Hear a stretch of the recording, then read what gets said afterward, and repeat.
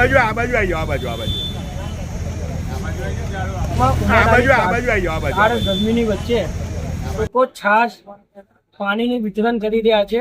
તો એ સંદર્ભમાં આજ વંડર સિમેન્ટ દ્વારા અને શ્રી જમુનાજી એસોસિએશનના સૌજન્યથી તાલુકા સેવા સદનની સામે વંડર સિમેન્ટની યોજના વંડરની અમૃતધારા હેઠળ ઠંડી છાશનું વિતરણ કરવામાં આવેલ છે.